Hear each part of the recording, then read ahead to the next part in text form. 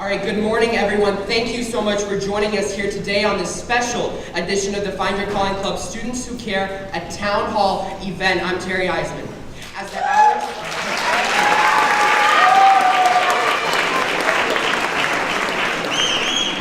progressed, the 19-year-old Nicholas Cruz sprayed bullets onto 17 innocent lives. And as the media continued their wall-to-wall coverage of the heinous attack, I started to think, if these students in Southern Florida are ready for action well, then Taft students are activated and empowered as well. Am I right?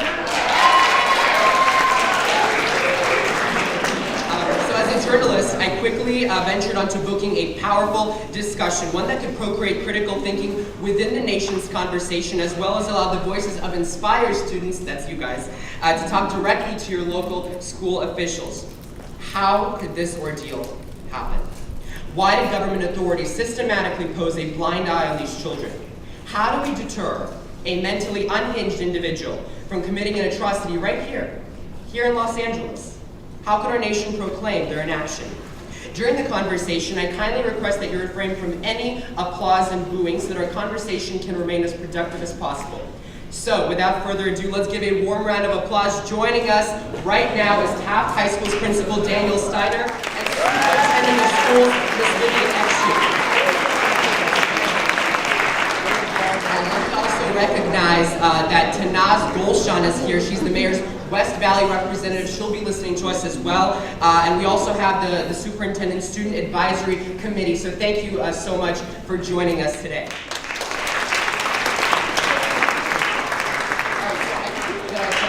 That this conversation is paramount to our schools, our students right now. So thanks again for joining us, Principal Steiner and Superintendent. So just to recap, deranged former student of Marjorie Stoneman Douglas High School, Nicholas Cruz, he came in just a few weeks ago, went into the school, into the school campus, killing 17 people. Now the news cycle has provided the American people with continuous information, of course, on this individual. We have the investigations that are being launched, we have the interviews. So Principal Steiner, to you first, as the highest ranking administrator of a school with over 2,500 kids, talk to me about your first feeling, the moment when you heard about this carnage in the Sunshine State. What was the first thought that crossed your mind as a professional in this position?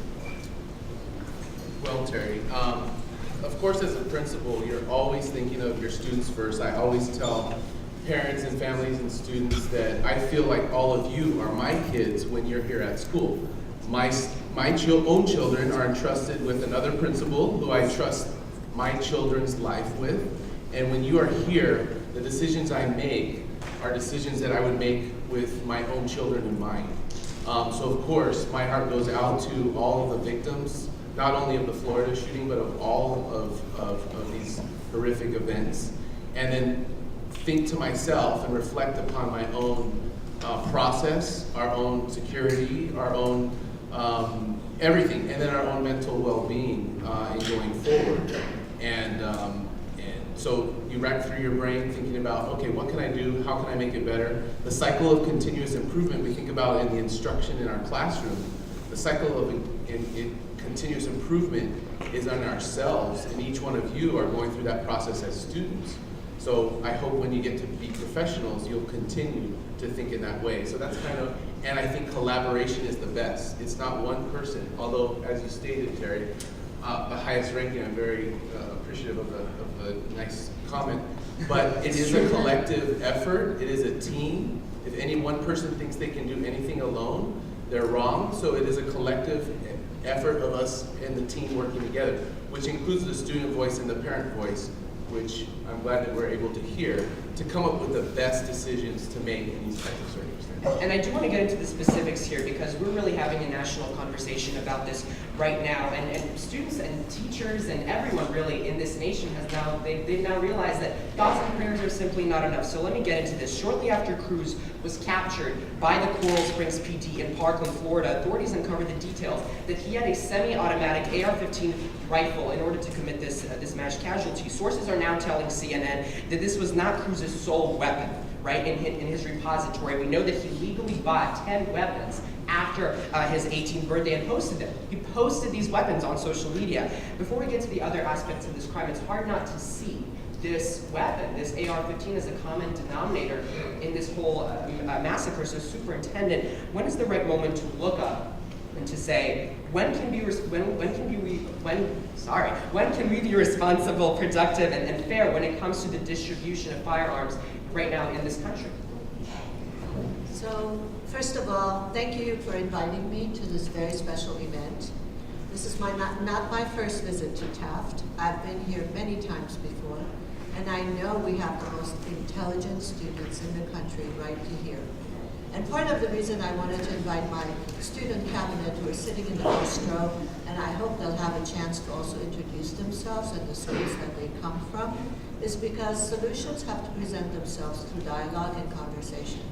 And my number one stakeholders are the students. So when I address any kind of an issue or challenge that has presented itself nationally, I look at what we're doing here.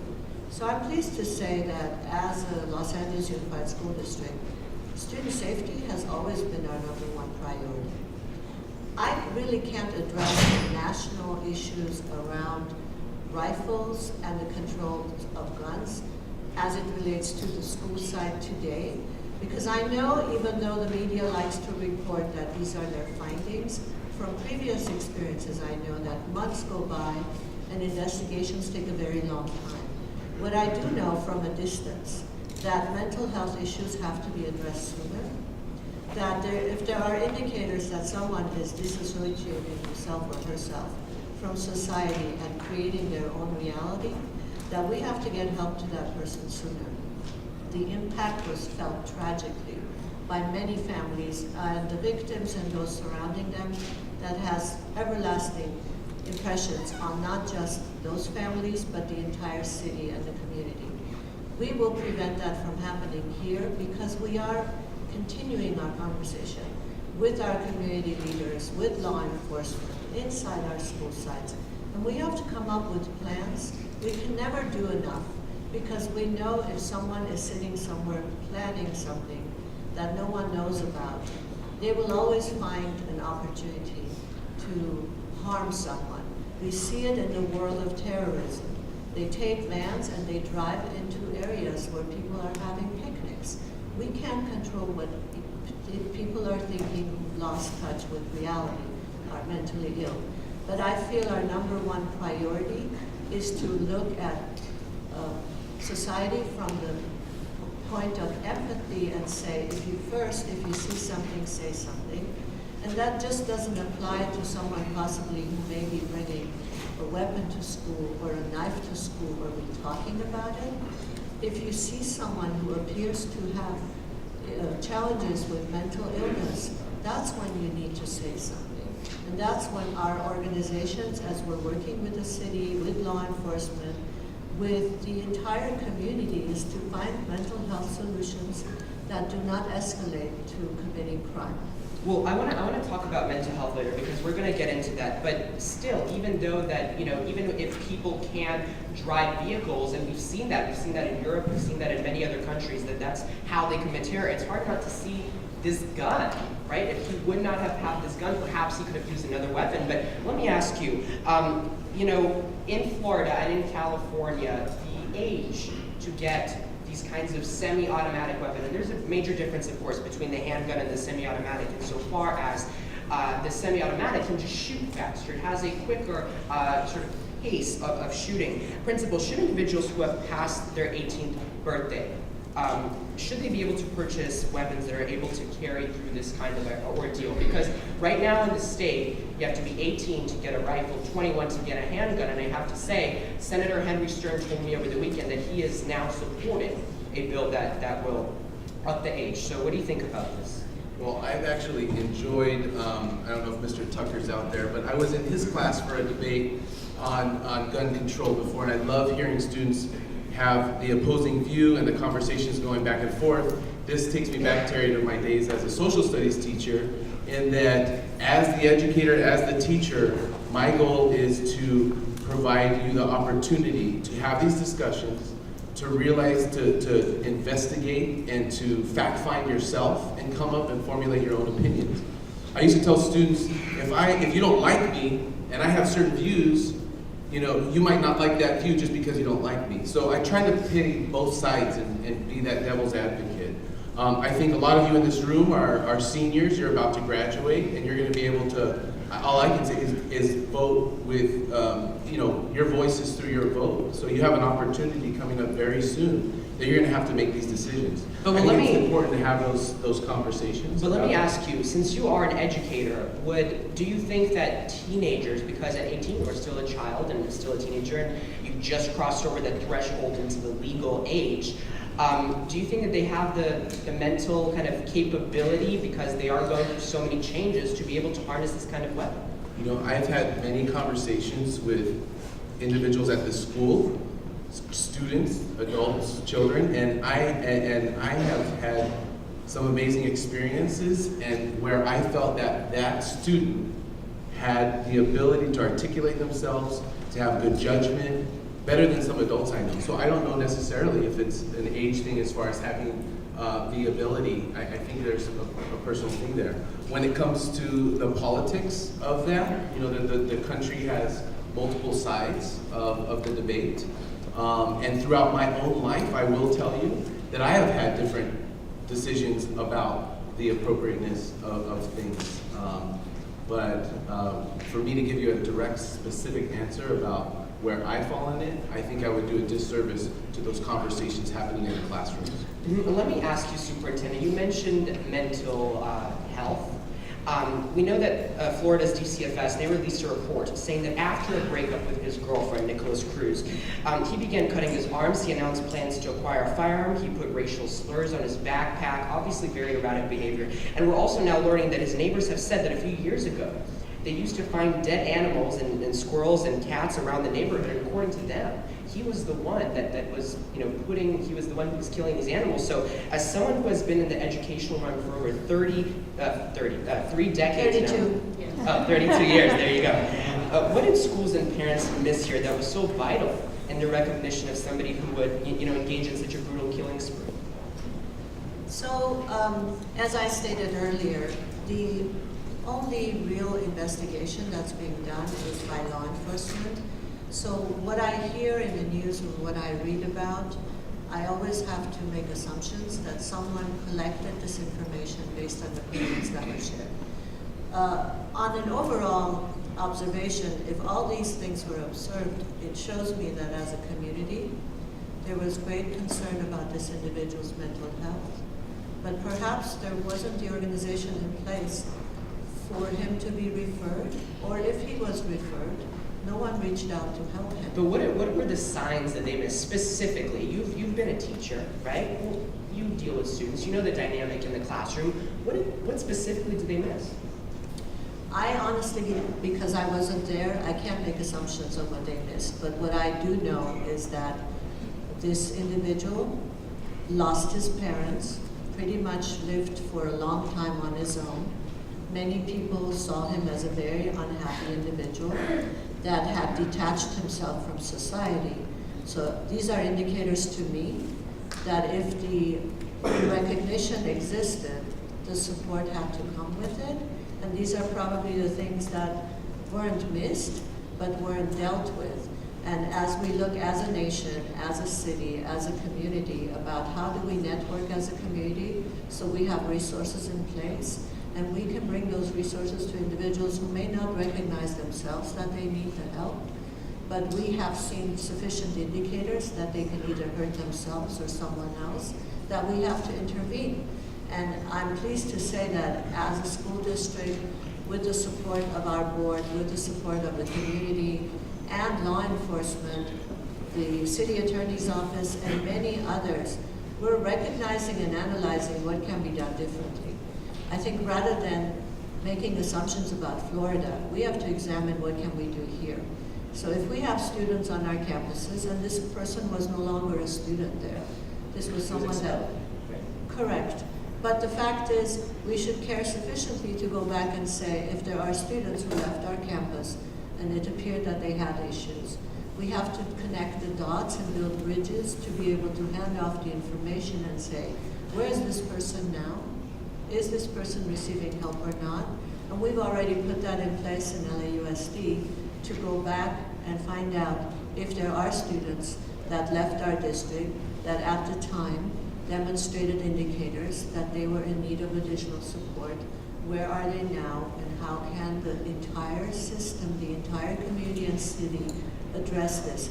To me, safety in our communities go hand in hand. School safety is not a separate topic.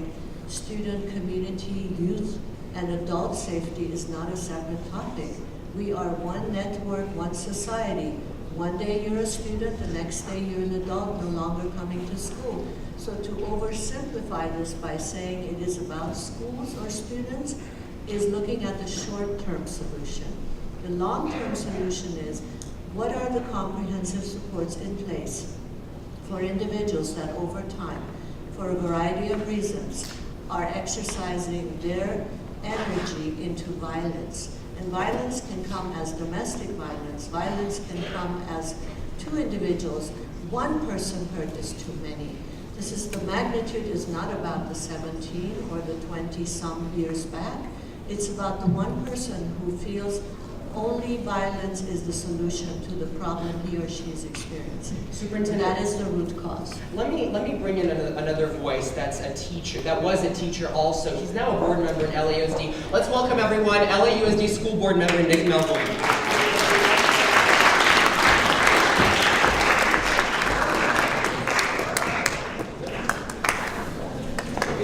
Thank you, nice to see you. All right, thank you so much. From your point of view, you were also a teacher, right? But before becoming a school board member, and then you worked in the White House, and you did all these other fun things. From your perspective, as I asked to Ms. Ekchian, what was missed here? You've dealt with students, right? So first of all, thank you all for having me. Terry's was one of the most cutting interviews I've ever participated in, so I don't know why I came back to subject myself to your questions. But you love to answer tough questions, I have to tell you. Well, I appreciate it, and it's an honor to join our superintendent and principal. I think I have a lot of thoughts on what's happening, and I'm actually off to Washington next week with our superintendent to advocate for many things for our school district, including comprehensive gun control. And I just introduced a resolution to the board calling on this district to do a few things. Call on Congress to pass comprehensive gun control, work at the state level to do even more, and also create task forces with parents and with experts and with law enforcement and with mental health professionals to really address what's going on. And one thing I encourage all of you to do, students and teachers and parents, is if you go to our website, boardmembermelvin.com, you can sign up for a change.org petition we have that we put up yesterday. I think there are already over 300 signatures supporting our efforts to really stem and stop this American epidemic that has taken hold in this country. I think, I'll echo a lot of what the superintendent said. It was edifying just standing here and listening to the great discussion. I think it's a community effort, not only passing comprehensive gun control, but also identifying the supports that our students need. One of my first thoughts when I was reading what was happening in Parkland with Nicholas Cruz was there are students that this district expels, and there are students that since I've been on the board, we've had to oversee their expulsion hearings. And what supports are we providing to students once they leave our district to make sure that they're not the next Nicholas Cruz? I think like the superintendent said, it is a collective effort. If you see something, say something. We are, one of the most difficult parts of my job and the superintendent is kind of cataloging and going through the daily threats we get to student safety in a district that has over 600,000 students. And one of the things that's really emerged since Parkland is we've been hearing from teachers and from students and from parents about suspicious behaviors that we're able to intervene. We also need to really think about mental health. And there's been a stigma in this country that you shouldn't be seeking help, you shouldn't be talking to someone about it, you shouldn't see a counselor or a therapist. I think everyone should be seeing a therapist. But I really think that we need to encourage in our schools and starting in preschool that this is not in any way some emasculating thing to talk about your feelings and talk about your mental health. It's actually the most courageous thing that you can do as a student is to help yourself and help one another. So I think We saw a few failures in Parkland. We saw failures of friends who didn't report to law enforcement. I think we saw a failure of law enforcement to coordinate and to adequately address the threats. I think we saw, not necessarily a failure, but I think we saw the inadequacies with just putting guns in our schools because there was an armed guard and that didn't do anything. So it's provoking a lot of questions. And let me ask you about this failure of law enforcement, because we're obviously getting more and more information on this. We know so far that the FBI was tip-topped twice, with one vlogger warning the agency of Cruz's YouTube comment, right? We've all heard of that one, that said, quote, "I'm going to be a professional school shooter." We also know that Florida's Department of Child and Family Services, they called Cruz low risk. Even though they knew about his depression, they knew about his self-inflicted wounds, they knew about his plans to purchase a firearm. Superintendent, why was there such carelessness involved in the monitoring of somebody that clearly exhibited traits of severe mental incapacity, an individual that showed every red flag? And as Board Member Melvoin mentioned, the students also kind of, they knew about it, but they also didn't say anything, and same with some of the school resource officers. So I appreciate your asking the question. I don't know if I would use the word carelessness because various agencies... Well, they knew about this, but they didn't follow up. Yes, so I think it is a lack of communication. It is, and I am the last person to want to examine, analyze from a distance what happened.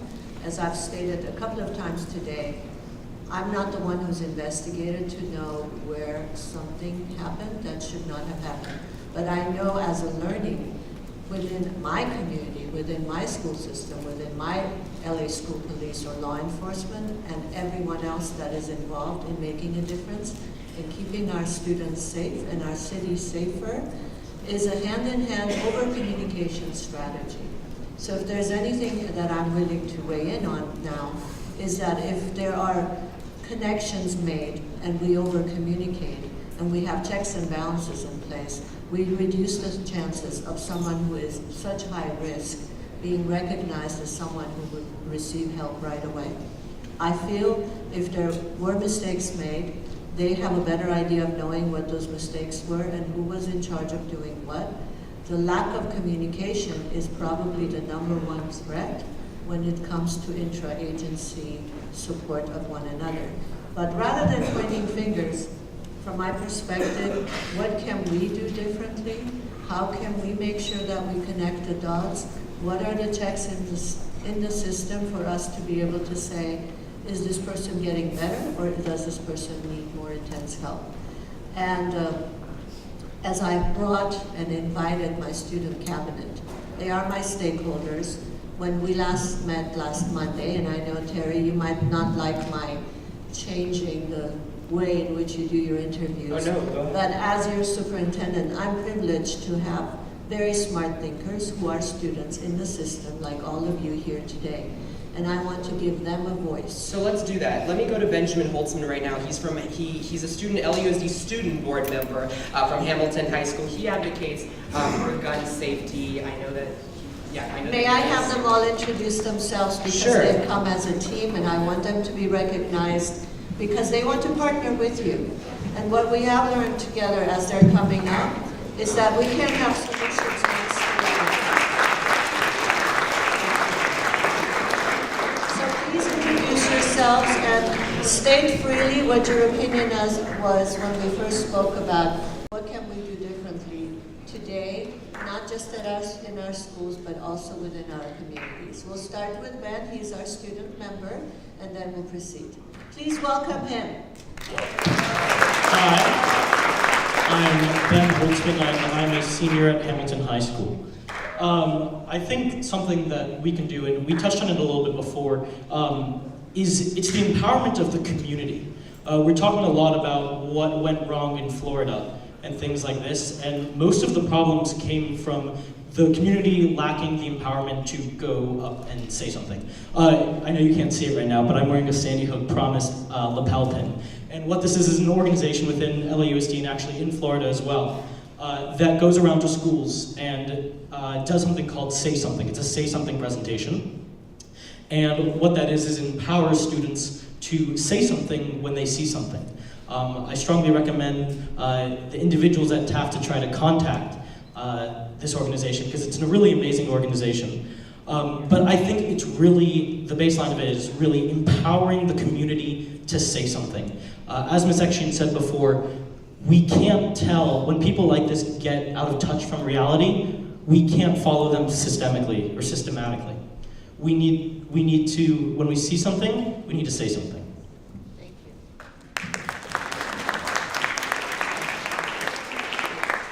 Hi everyone, I'm Julia Macias. I'm a senior at Cleveland High School, and I'm currently the president of the Superintendent Student Advisory Council, which is the council we all serve on.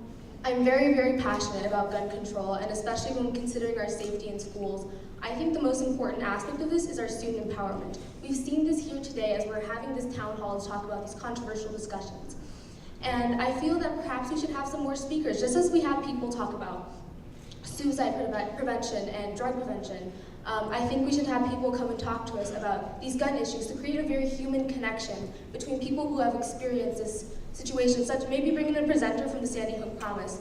But ultimately, it is the student empowerment and the student voice talking about these issues that will ultimately be the defining factor in creating change here. So thank you. I thank you all for coming here today and discussing this.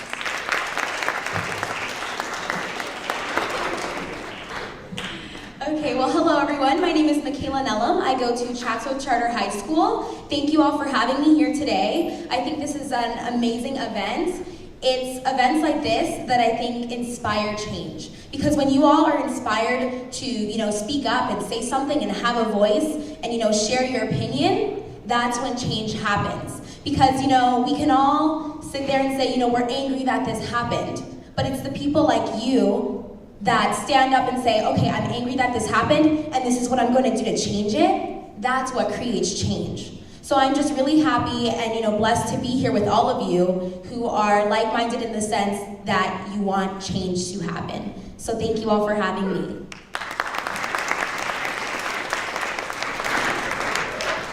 Hello, my name is Danielle Rawls, and I'm a senior at Westchester High School, and I'm also a member of the Superintendent Student Advisory Council.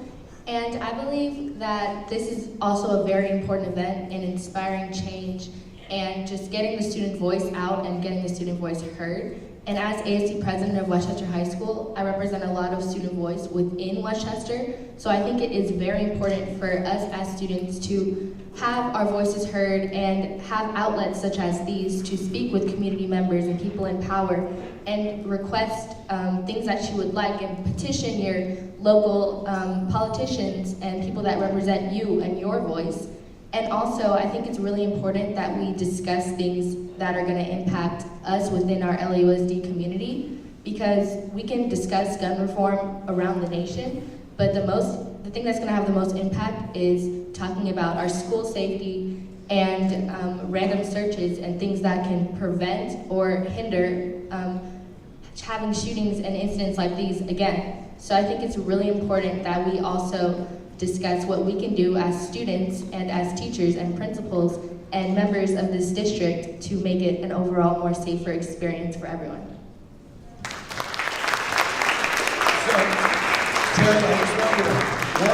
Thank you guys, by the way.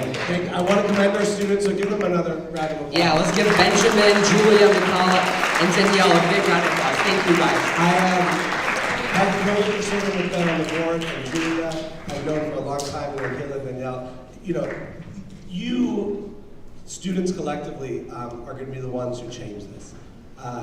The adults have abdicated their responsibility to fix this. I like to think I'm someone on the cusp. I'm 32, so maybe I can be part of the change. But I remember watching vividly. I was in law school and I was studying for finals, and I remember watching unfold on CNN Sandy Hook. And in the weeks and months after Sandy Hook, when our Congress didn't take action to protect our kids, I really just felt that there was no hope and that we had lost our soul on this issue. Flash forward 2018, we've had 18 school shootings so far. But what we didn't have after Sandy Hook is we didn't have the Emma Gonzalez's, and we didn't have the students who, the students in Newtown were too young to be their own advocates. And so I'm really hopeful that what we have in our toolkit this time that we didn't have after Sandy Hook is the student voice, who is not going away. And I'm really excited when we talk to our congressional delegation in Washington next week to say that I'm here representing and inspired by students. That's why I brought the resolution that I did. Terry mentioned Senator Stern. Henry and I are having lunch on Saturday, and one of the things we're going to talk about is a proposal we have to lower the voting age in California. You know, you look back, so we think the world we live in is tumultuous. Think back 50 years ago, 1968, the summer where Dr. King was assassinated, where Bobby Kennedy was assassinated, where we were enmeshed in Vietnam, where we had walkouts in LA 50 years ago. And it was kids who were saying, you're drafting me into the military, and yet I can't vote. The voting age at that time was 21. Who then said, that's not right, and advocated, and we had a constitutional amendment to lower the voting age to 18. And I think that I see in this generation of students, including Terry, including our Student Advisory Council, including all of you who've come, the same momentum that I think we saw from students in '68 who led us out of that really difficult time in American history. And I have no faith in adults to fix this issue because they've had their chance. We know it's very clear. Countries with gun control have less gun deaths. It's like clear correlation. So it's really But here it wasn't just gun control. I mean, this was a major, and as you pointed out, this was a lack of communication. Because they did say something, and they did see something, and they did very clearly express it to multiple, to local, to county, to state, federal agencies, and they did nothing. Let me ask you, Principal Steiner. Let me actually go ahead, just finish up. No, I think it was a collective failure, but I'd like to remind people that this is before your time, kids, but Ted Kaczynski, the Unabomber, went to Harvard. So it's really hard to kind of profile someone who's going to do something terrible. So all we can do is create the conditions to mitigate that harm. Gun control is, I think, the biggest thing we can do to remove weapons of mass destruction from the hands of people who shouldn't have them.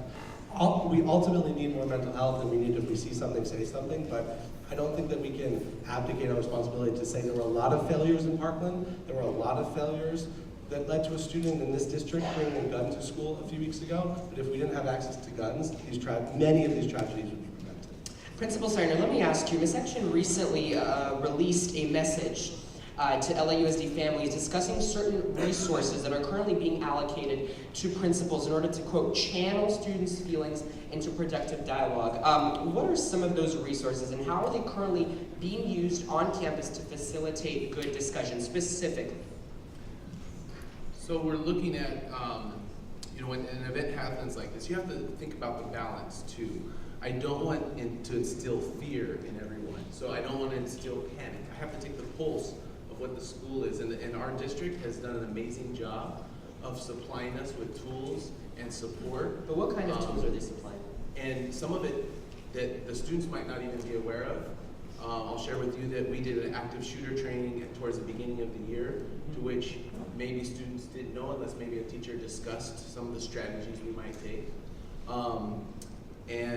Just looking at different ways that we can address that. We've done some phone messages home, reaching out mostly to teachers and counselors to identify students and then refer students to different types of services. As far as a whole school-wide event, last year we did have the Sandy Hook Promise present. We've had various speakers come in, and we're looking towards continuing that. But I want to be very mindful that we go into this into a way to not create panic, but yet to create what are the tools that we can have in our toolbox that are going to help us best respond to whatever that situation is. As board member Melvoin had said, that we need to make sure we know what's going on, and we need to know the options that we have. I think it's very important that in these types of situations, no two situations have been the same. But if there's a way that we can mitigate by having various tools where your teachers are armed, not really armed, but armed with knowledge of what they can do in the classroom to prepare students individually. The teachers know you the best. The teachers are going to have different strategies that they can take along and refer Sometimes it has to happen from that level first. So let me ask you about that. You talked about arming the president. President Donald Trump, he tweeted out a few weeks ago after this happened, it reads, quote, the tweet reads, quote, armed educators and trusted people who work within a school love our students and will protect them. Very smart people must be firearms adept and have annual training. Should get yearly bonus. Shootings will not happen again. A big and very inexpensive deterrent up to states. We know that the Florida legislature, just yesterday, they passed a collective bill which does have a provision to arm students. The governor of Florida, Rick Scott, said, well, previously he didn't like that. So I want to bring in a student question. It says, quote, if more states vote to arm their teachers, has anyone thought of the consequences and the possibility that a teacher could be a school shooter? How can our government assure this won't happen? I don't think our president thinks through consequences much. Well, it's an official statement, right? We heard the press secretary, Sean Spicer, said these are official statements by the Trump administration. The answer, the reactive answer in a lot of these situations to prevent gun deaths is always more guns. And that just strikes me as counterintuitive. I think, we're in a dark auditorium right now. I think about the shooting in the movie theater in Colorado a few years ago. And I think that if everyone in there was armed, would less lives have been lost. If you're in a movie theater and someone starts shooting and then everyone starts shooting, is there anyone who thinks that less lives would be lost? We need, I'll just echo your principle. Teachers need to be armed with resources to look for student mental health. They need to be armed with resources for their own mental health. There's one thing I want to say too is, this is really, I began my career as a teacher, this is really hard on teachers. I taught in Watts and we were locked down every few months, and you go from teaching algebra to thinking about the safety of the young people that you're responsible for, and we really need to thank and protect and support our teachers who now, and this is one of the things about arming teachers. Teachers have so many things on their plate, including student mental health, including keeping kids safe in an active shooter situation, that I think there are a few worse ideas than arming our teachers. Principal Steiner, let me ask you very quickly, and then I'll let you come in. There is a proposed walkout on March 14th for students nationwide. What is your position on this walkout? And I want to get your comment on this as well, Board Member Norwood. So, as I think students would know by now, that I'm very pro student voice and creating opportunities. So we're looking at, and I'm working with some of the students that have been planning and organizing on what we can do to make sure that our voice is heard, yet we're doing it in a safe manner. So we'll be talking and discussing about opportunities to express your support and in a way that can be conducted in the safest way. So may I just add? Absolutely, go ahead. We have about a minute left, actually. This conversation.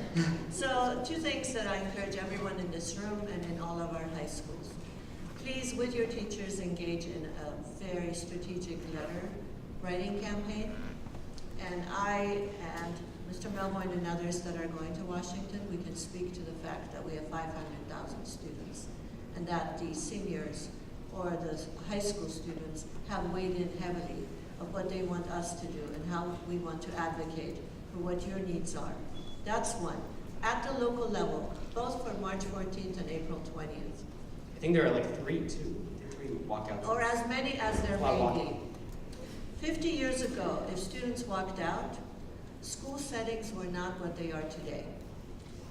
Opportunities for voices to be heard, organizations to take place within the school site, the schools did not exercise the same liberties. We are in a different day today. I want you to be strategic. I want you to exercise and participate in a campaign of 17 acts of kindness. We can change communities by the way in which we act. We are a very civilized school district. We can take strategic actions by voting, by encouraging voting, by speaking to the politicians that are surrounded here, our schools, and ask them and demand that they speak on our behalf. Whatever we do for 17 minutes, obviously for student safety factors, because we cannot control what happens on our streets, and everyone that we interact with on our streets may not be as well intentioned as you are. We are putting our students at risk of something happening to them unrelated to what the actual cause was. So my encouragement isn't just for the 17 minutes. Do weeks long if you need to have these discussions, but to come up with solutions that will be long-term. And if media needs to be there, I can get media into our school sites, so you can be interviewed. You don't have to be walking out of our schools, putting yourself in safety and jeopardy, putting your teachers and administrators that no matter how powerful and engaged they are, they cannot protect you from traffic accidents. They cannot protect you from individuals that are adults out there that will take advantage of this opportunity to advocate for their own agenda. Be strategic, be thoughtful, have your voices heard, write, advocate, use your political system in place in this city, in this county, in this country. I stand behind you, I've got your back, but walking out is not the only solution. That's a moment in time. It's nice to be part of something that happens on that day, but for us to be part of something that happens on that day, we don't necessarily have to leave our campuses. And my very strong direction to our school sites has been, give the opportunity for the students to plan the day, so we're really supporting them, and they are organizing it. I hope you take my recommendations very seriously. I want to be there for you. I want us to be strategic and organized. Let us be the first school district that is advocating in Washington.